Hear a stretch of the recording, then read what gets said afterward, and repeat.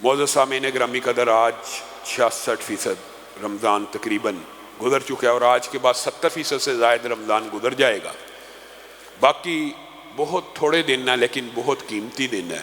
اس عشرے کے اندر رسول اللہ صلی اللہ علیہ وسلم اپنے گھر والوں کے اوپر سختی بھی فرما لیا کرتے تھے کہ جاگو، اٹھو، یہ عشرہ جاگ ہی کے گزارنا ہے۔ اسلام میں رہبانیت نہیں ہے، لیکن اس عشرے کے اندر 10 دنوں کے لیے مسلمان پورے سال میں رہبانیت نہیں ہے، لیکن ان 10 راتوں میں رسول اللہ صلی اللہ علیہ وسلم نے اعتکاف کی سنت کو بھی جاری کیا۔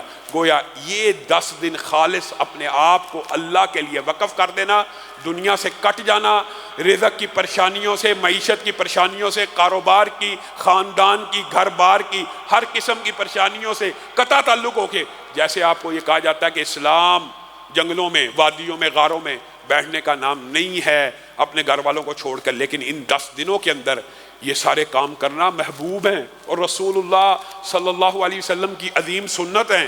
اور یہ سنت حقیقت میں کس سنت کی یاد کرواتی ہے؟ وہ غار حرا کا ابتدائی دور اور وہ فرشتوں کا اللہ رب العزت کے لیے ہر وقت فارغ ہو کے عبادت میں لگے رہنا۔ گویا اعتکاف کرنا اپنے آپ کے اندر فرشتوں جیسی صفات کو پیدا کرنا کہ فرشتے ہر وقت ہر لمحہ اللہ کی عبادت میں مگن ہوتے ہیں۔ تو اعتکاف والا اسی نیت سے مسجد میں آتا ہے کہ وہ اب اپنے گھر والوں سے کوئی رابطہ نہیں رکھے گا، کاروبار سے، معیشت سے، یہ 10 دن اپنے اللہ سے صرف براہ راست رابطہ رکھے گا، اللہ ہی کے دین کو سمجھے گا، اللہ ہی کی نازل کردہ آیات کو سمجھے گا، اسی کے دین کے اندر جستجو کرے گا، صرف ان کاموں کے لیے جو اپنے آپ کو مختص کرتا ہے، اس نے تو اعتکاف کا فلسفہ اور غرض و غایت کو پا لیا۔ جو اعتکاف میں بھی موبائل فون لے کے آتا ہے، جو اعتکاف میں بھی گھر والوں سے رابطہ رکھتا ہے، جو اعتکاف میں بھی کاروبار کی گفتگو کر رہا ہے، جو اعتکاف میں بھی گھر بار کا حال چال اور اس طرح کے معاملات جو گھر کے خانگی امور کے ڈیلی ٹو ڈیلی چل رہے ہیں ان کے اندر بھی مداخلت کر رہا ہے، ایسے بندے نے اعتکاف کا حق ادا نہیں کیا۔ اور دوسری بات جو جمعے ہی میں کرنا بڑی اہم ہے، ورنہ تو رات کے دروس میں پہلے بھی آپ کو کہا سب ساتھی شرکت کیا کریں تاکہ یہ جو قرآن کے فضائل کا موضوع ہے اس کو آگے چلایا جا سکے۔ ایک سوال اور اس کا جواب، لیلۃ القدر جی کون سی رات ہوتی ہے؟ یہ کس رات میں کیا نشانیاں ہیں؟ نشانیاں ہیں، موجود ہیں، یقین ہے، ایمان ہے، لیکن اللہ کے بندو کیا ان 10 راتوں کے اندر سے بھی تم نے یہ جستجو کرنی ہے کہ صرف 5 راتوں کا قیام کرنا ہے؟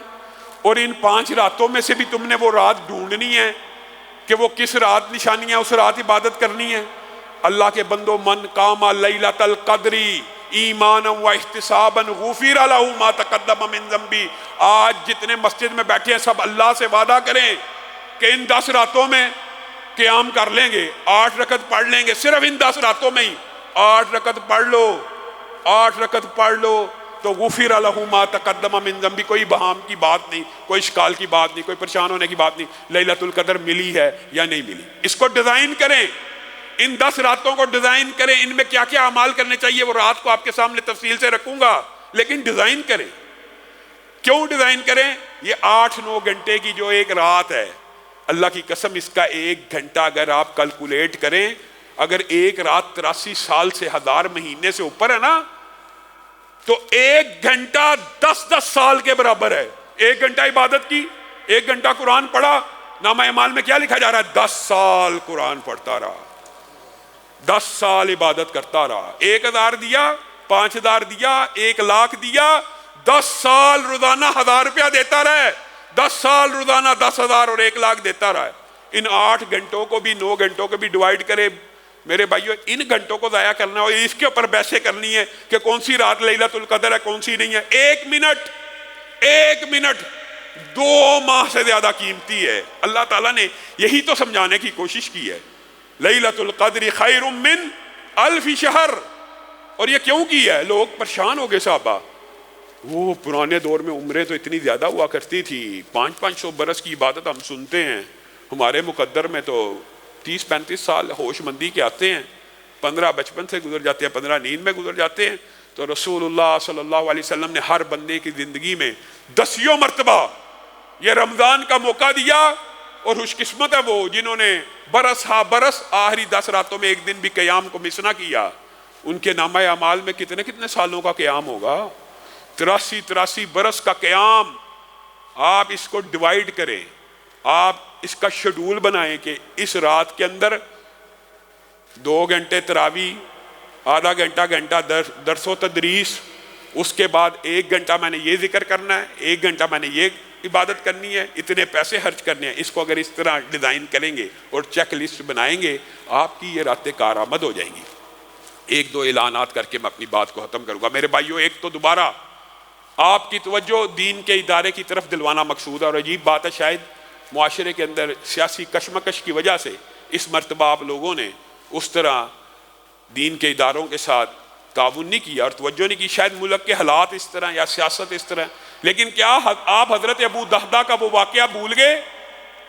رسول اللہ صلی اللہ علیہ وسلم کے بعد ایک ہمسایہ آیا تھا، کہا میرے ہمسائے کو کہہ دیجئے کہ مجھے اپنے گھر سے خشک کھجور کا ایک تنا پڑا ہوا ہے جس کے اوپر کوئی پھل نہیں اگتا، وہ دے دے، میں لینٹر ڈال لوں، گارڈر کے لیے استعمال کر دوں۔ رسول اللہ نے اس کو بلایا، تیزی سے اپنی بات کو مکمل کرتا ہوں، بلا کے کہا اس کو دے دے، کہا نہیں دوں گا بیچوں گا، کہا دے دے، کہا نہیں دوں گا بیچوں گا، کہا دے دے تو میں تجھے جنت میں ایک کھجور کے درخت کا وعدہ کرتا ہوں، کہا نہیں بیچوں گا۔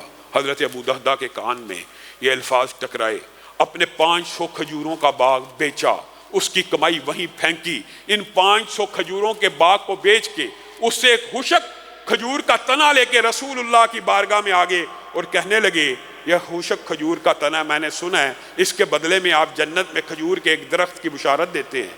رسول اللہ صلی اللہ علیہ وسلم کو ایک خشک کھجور کا تنا دیا۔ رسول اللہ نے پھر انہی ابو دہدہ کے بارے میں کیا بات ارشاد فرمائی، اللہ کی قسم میں نے ابو دہدہ کے جنت میں کھجور کے 1,00,000 پھلدار درختوں کو دیکھا ہے۔ میں اور آپ انفاق فی سبیل اللہ کے اندر بھی وہ حوصلہ پیدا کیجئے۔ پہلے آپ کو کہا کہ ہماری طرف سے آپشن ہے سینٹری کا سامان، بجلی کا سامان، کوئی کسی بھی زمن میں ریت، بجری، سیمٹ کوئی اس طرح دینا چاہے اس طرح دے۔ یہ 4 منزلہ انشاءاللہ ہم نے بنانے ہیں، آپ لوگوں کے تعاون کے ساتھ بنانے ہیں۔ دوسرا اعلان یہ ہے کہ فتاوی لجنۃ العلماء موجود ہے، آپ ہر وقت سوال جواب کرتے رہتے ہیں۔ آپ کم از کم اس طرح کی کتاب، یہ کتنا سنہری موقع، بار پڑی ہوئی ہے، اس کو لے کے گھر جائیں، سب ساتھی اس سے مستفید ہوں، تاکہ کچھ خود بھی بندہ سمجھے اور خود بھی پڑھے۔ اللہ رب العزت جو کہا گیا، جو سنا گیا، اس کو سمجھنے کی توفیق عنایت فرمائے۔ سبحان ربک رب العزت عما یصفون۔